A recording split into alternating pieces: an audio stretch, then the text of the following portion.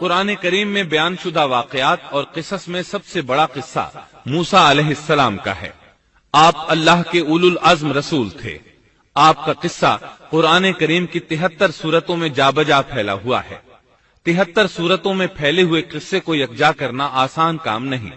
ایسے واقعات کی جزیات کو قرآن و حدیث کی چھلنی میں سے گزارنا انتہائی ضروری ہے۔ تو آئیے سنتے ہیں قصہ سیدنا موسیٰ علیہ السلام کا۔ اللہ تعالی سورۃ القصص آیت 1 تا 3 میں فرماتے ہیں، شروع اللہ کے نام سے جو بڑا مہربان نہایت رحم والا ہے۔ تا سین میم، یہ روشن کتاب کی آیات ہیں۔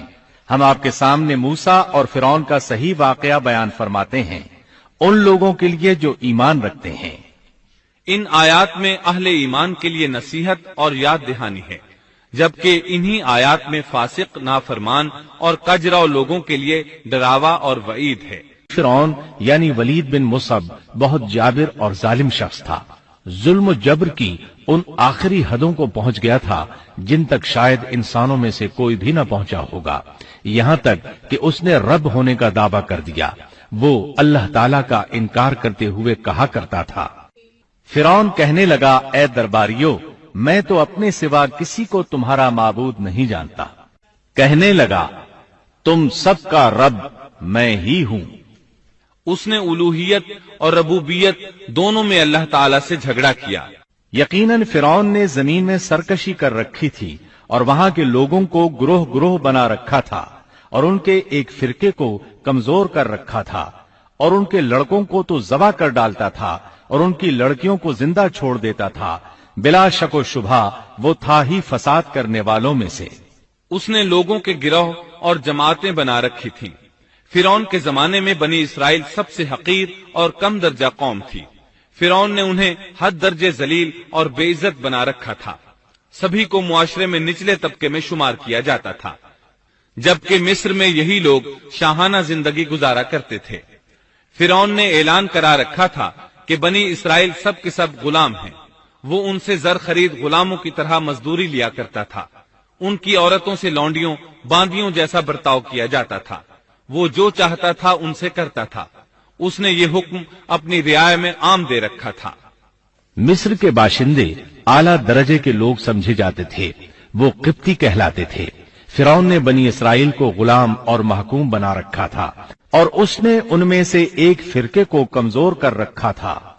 بنی اسرائیل اس ذلت سے نجات پانے کا انتظار کر رہے تھے، اور اس کی وجہ یہ تھی کہ انہیں ایک بشارت ملی ہوئی تھی۔ اس کے مطابق ان کا نظریہ تھا کہ فرعون کے گھر سے ایک بچہ نکلے گا جو انہیں نجات دلائے گا، اور یہ بھی بیان کیا جاتا ہے کہ یہ بشارت انہیں اس طرح ملی تھی کہ خود فرعون نے خواب دیکھا تھا کہ بیت المقدس سے آگ نکل کر مصر کی جانب بڑھتی چلی آ رہی ہے۔ وہ آگ مصر میں موجود تمام لوگوں کو جلائے ڈالتی ہے، مگر اس آگ سے بنی اسرائیل کے گھر محفوظ رہتے ہیں۔ فرعون نے اس خواب کی تعبیر کاہنوں سے پوچھی۔ وہ کاہن اس کے نزدیک عالم تھے۔ انہوں نے خواب کی تعبیر یہ بتائی کہ بنی اسرائیل میں ایک بچہ ایسا پیدا ہونے والا ہے جس کی وجہ سے مصریوں کی ہلاکت ہوگی۔ یہ تعبیر سن کر فرعون ڈر گیا۔ تب اس نے ایک خوفناک حکم جاری کیا، بنی اسرائیل میں جو بچہ پیدا ہو اسے قتل کر دیا جائے۔ اللہ کی قدرت دیکھیے کہ ہارون علیہ السلام اس سے پہلے پیدا ہو چکے تھے اور موسیٰ علیہ السلام کی والدہ امید سے تھی۔ فرعون نے اپنا حکم یوں جاری کیا تھا کہ اگر ان کے ہاں بیٹے پیدا ہوں تو انہیں قتل کر دو، بیٹیاں پیدا ہوں تو انہیں زندہ چھوڑ دیا جائے۔ چنانچہ ایسا ہی کیا جانے لگا۔ ہر نو مولود بچے کو قتل کیا جانے لگا، بچیوں کو چھوڑ دیا جاتا۔ یہ تھا بچوں کو ذبح کرنے کا حکم جو بنی اسرائیل میں شروع ہوا۔ اس کا طریقہ انہوں نے یہ اختیار کیا کہ ہر حاملہ خاتون کی نگرانی شروع کر دی۔ دایا عورتوں کے ذمے یہ ڈیوٹی لگائی کہ حاملہ مستورات کی اطلاع دیں گی، اور جو دایا اطلاع نہ دیتی اسے بھی قتل کر دیا جاتا۔ اس طرح فرعون اور اس کے وزیروں کو ہر نو مولود سے باخبر رکھا جاتا تھا۔ ان دنوں سیدنا موسیٰ علیہ السلام کی والدہ اپنے حمل کے ابتدائی دنوں میں تھیں۔ انہوں نے اس بات کو چھپائے رکھا اور دایا کا کام کرنے والی عورتوں سے بھی خود کو چھپائے رکھا، یہاں تک کہ درد ذہ کا وقت آ پہنچا اور انہوں نے بچے کو جنم دیا۔ इस बारे में सिवाय करीबी लोगों के कोई नहीं जानता था। बच्चे की पैदाइश के बाद वो फिक्रमंद रहने लगी।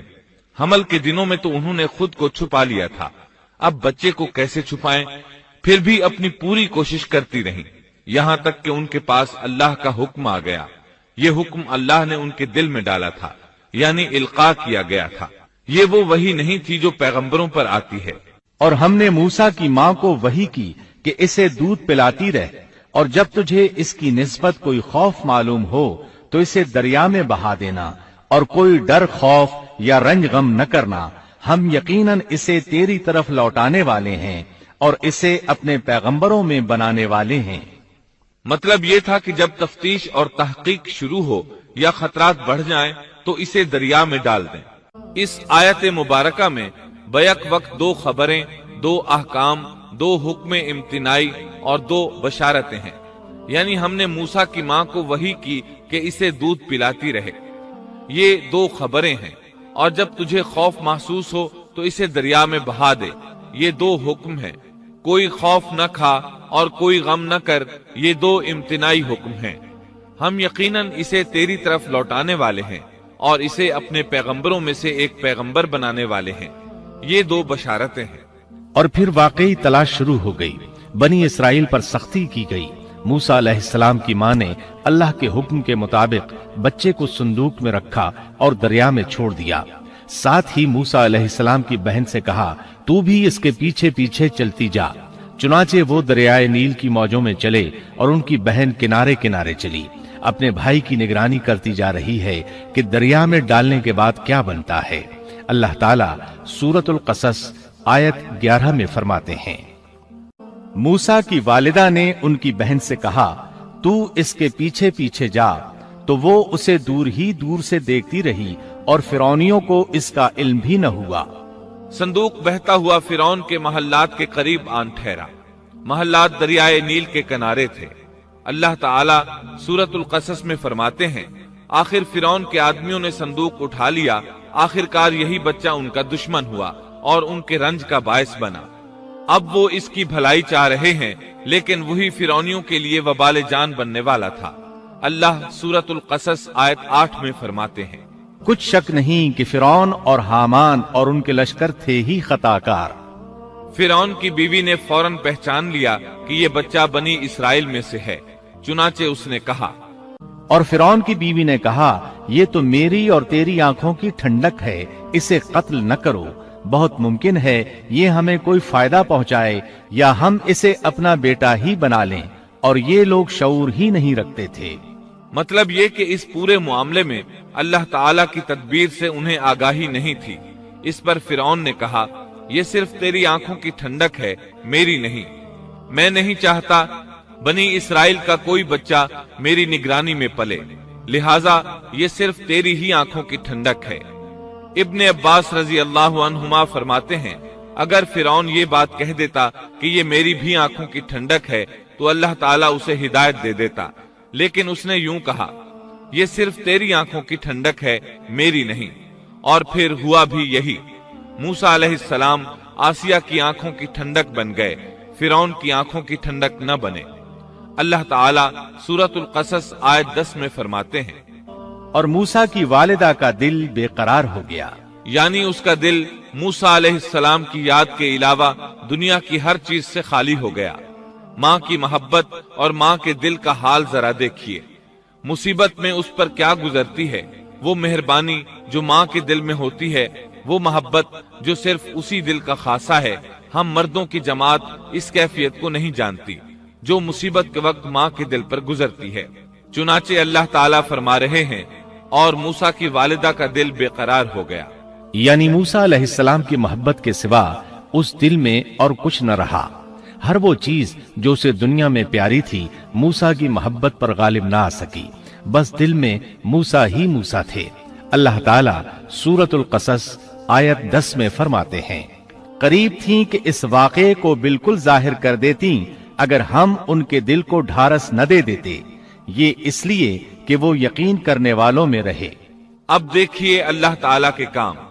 उनके नूरे चश्म को किस तरह उनकी तरफ वापस लौटाया। बच्चा जब महल में पहुंचा तो उसने दूध के लिए रोना शुरू कर दिया। اس کے پاس دودھ پلانے والیاں لائی گئیں، لیکن بچے نے کسی عورت کا دودھ نہ پیا۔ آخر وہ بچے کو اٹھا کر باہر لائے۔ اللہ آیت 12 میں فرماتے ہیں، اور ان کے پہنچنے سے پہلے ہم نے موسیٰ پر دائیوں کا دودھ حرام کر دیا تھا۔ جو عورت بھی آپ کو دودھ پلانے کی کوشش کرتی ناکام ہو جاتی۔ اب ظاہر ہے یہ رکاوٹ تو اللہ تعالیٰ کی طرف سے تھی، کوئی دودھ پلانے میں کامیاب ہو بھی کیسے سکتی تھی۔ ادھر موسیٰ علیہ السلام کی بہن دور کھڑی یہ سب دیکھ رہی تھی۔ سورۃ القصص آیت 12 میں ہے، یہ کہنے لگیں، کیا میں تمہیں ایسا گھرانہ نہ بتاؤں جو اس بچے کی تمہارے لیے پرورش کرے اور ہوں بھی وہ اس بچے کے خیر خواہ۔ انہوں نے پوچھا، اے بچی تو کیسے جانتی ہے کہ وہ اس بچے کی خیر خواہی کریں گی؟ بچی نے جواب دیا، اس لیے کہ وہ ایک غریب گھرانہ ہے۔ جب انہیں معلوم ہوگا کہ یہ بچہ فرعون کے گھر سے آیا ہے تو انہیں انعام و اکرام ملنے کی امید رہے گی۔ اس گھر میں ایک نیک سیرت خاتون ہے، وہ اس بچے کو بخوشی دودھ پلانا قبول کرے گی۔ انہوں نے کہا، چلو ٹھیک ہے۔ چنانچہ آپ کی بہن انہیں گھر لے آئی۔ والدہ محترمہ نے بچے کو دودھ پلایا تو آپ نے فوراً دودھ پینا شروع کر دیا۔ سیدہ آسیہ نے ان کی طرف پیغام بھیجا کہ وہ محل میں آ جائے اور جب تک بچہ دودھ پیتا رہے وہ اس کے پاس محل ہی میں رہے، لیکن موسیٰ علیہ السلام کی ماں نے انکار کر دیا۔ انہوں نے کہا، میرے اہل و عیال ہیں، میرے خاوند بھی ہیں، لہٰذا ان کے ہوتے ہوئے میں گھر نہیں چھوڑ سکتی۔ اب چونکہ بچے نے کسی اور کا دودھ پینا قبول نہیں کیا تھا، اس لیے وہ خود بچے کو لے کر آتے تھے۔ اس طرح موسیٰ علیہ السلام کی والدہ کا بے حد احترام ہونے لگا۔ فرعون کے ہر کارے تحفے تحائف ان کے گھر لانے لگے۔ اللہ تعالیٰ آیت 13 میں فرماتے ہیں، پس ہم نے اسے اس کی ماں کی طرف واپس پہنچایا تاکہ اس کی آنکھیں ٹھنڈی رہیں اور آزردہ خاطر نہ ہو، اور جان لے کہ اللہ کا وعدہ سچا ہے، لیکن اکثر لوگ نہیں جانتے۔ اس طرح موسیٰ علیہ السلام شاہی محل میں پلنے بڑھنے لگے، یہاں تک کہ 18 سال کے خوبرو نوجوان ہو گئے۔ اللہ تعالیٰ آیت 14 میں فرماتے ہیں، اور جب موسیٰ اپنی جوانی کو پہنچ گئے اور پورے توانا ہو گئے تو ہم نے انہیں علم و حکمت عطا فرمایا۔ نیکی کرنے والوں کو ہم اسی طرح بدلہ دیا کرتے ہیں۔ سبيل مريح تنهد يا صاحي كي تستريح وغص الدعاء الخفي الصريح يسعى